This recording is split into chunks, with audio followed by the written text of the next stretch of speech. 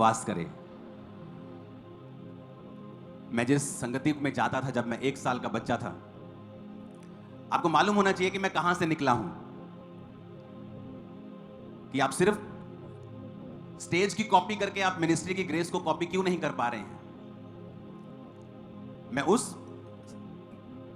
जुंडली से मंडली से निकला हूं जो हर हफ्ते 3 दिन रात के रोजों में रहती थी, जो कुंवारे रहना पसंद करते थे। किसी की शादी होती थी, किसी की नहीं हुई तो वो टेंशन नहीं लेता था, लेती थी। सब बहनें भाई पवित्रताई में थे, जो खराब थे वो अपने आप चले जाते थे। तो फास्टिंग हमारा एक रूटीन लाइफ थी।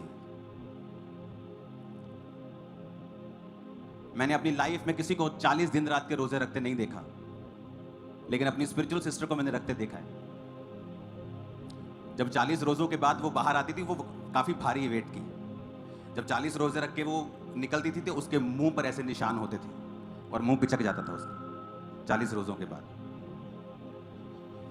आज अगर 2 रोजे रख के पिंपल हो जाए तो लड़कियां रोजा रखना छोड़ देती, हाय मेरा मुंह खराब हो गया, रिश्ता ही ना कैंसिल हो जाए।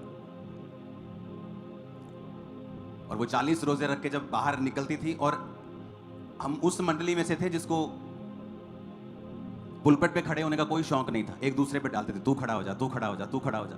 सबको प्रार्थना करने में इंटरेस्ट था, सब लोग प्रार्थना करना चाहते थे, सब लोग फास्टिंग करना चाहते थे। सामने आने का इंटरेस्ट नहीं था कि तू खड़ा हो जा। ऐसी मंडली थी वो जहां से मैं निकला हूं। जो मेन बहन थी वो तो खुदा के पास है, वो तो यहां इस पृथ्वी पे नहीं है अब। लेकिन मैं आपको बता रहा हूं मैं किस मंडली से निकला हूं। तो जब फास्टिंग करते थे तो महसूस होता था कि आप पाप के ऊपर फतह पा रहे हो। जहां आज यूथ जब देखता है लोगों को, लड़की लड़कों को देखती है तो उनके अंदर भावनाएं जागती। हम इतनी फास्टिंग में होते थे कि भावना नाम की चीज नहीं होती थी हमारे अंदर, मर चुकी थी वो चीजें। और जब फास्टिंग करनी बंद करते थे वो चीजें वापस आती थी। वो अभिलाषाएं, वो अटैक, व्यभिचार के वो विचार, वो फियर, वो डर। और फिर मालूम होता था कि हमें रोज की रोटी खुदा ने कहा है रोज मांगनी है। तो फिर फास्टिंग, फिर उपवास। तो इस तरह से मेरी नींव पड़ी फास्टिंग उपवास वाली मिनिस्ट्री की। आज चाहे मैं पूरी दुनिया में काम कर रहा हूं, आज भी मेरी फास्टिंग और प्रेयर लाइफ वैसी की वैसी है, बढ़ चुकी होगी, कम नहीं हुई होगी। कुछ भी हो जाए मेरे आसपास, मैंने कोई बहुत बड़ा तीर मारा हो, बहुत बड़े बड़े काम कर लिए हो, लेकिन शाम को मैं जहां होना चाहिए मैं वहीं होता हूं। मैं मिनिस्ट्री को कम बढ़ाना पसंद करूंगा अगर मेरी फास्टिंग और प्रेयर लाइफ के ऊपर इसका असर आए।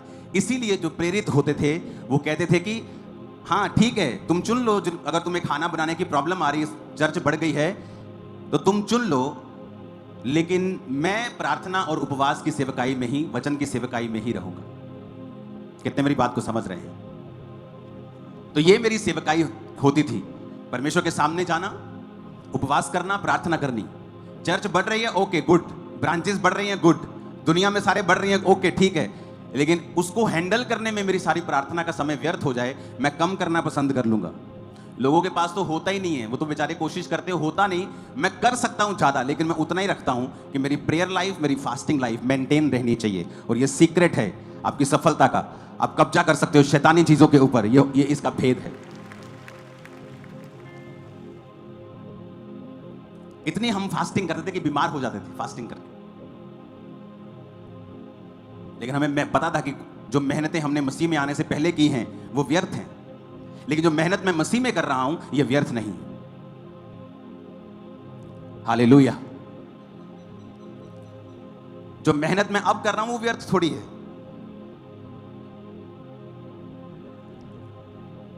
आज किस चीज की जरूरत है आप लोगों को, कलीसिया को, ऑल अराउंड द वर्ल्ड किस चीज की जरूरत है? ऐसी संगतियों की जो आपको प्रार्थना में, उपवास में और जीवित वचन के पीछे चलाएं।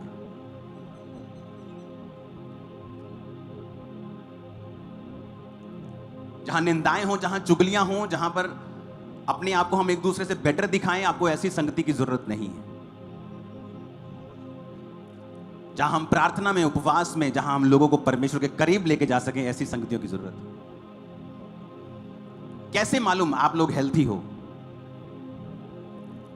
लोग बोलते हैं मेरे पास 20 भेड़ें हैं, पर है बड़ी हेल्थी।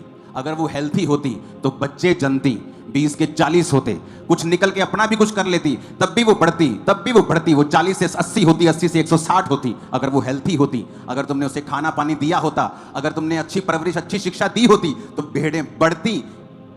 तुम्हारी भेड़ें बांझ इसलिए हैं क्योंकि तुमने वचन के नाम पर सिर्फ उन्हें निंदा और चुगलियां दी, इसलिए वो चर्च नहीं बढ़ी।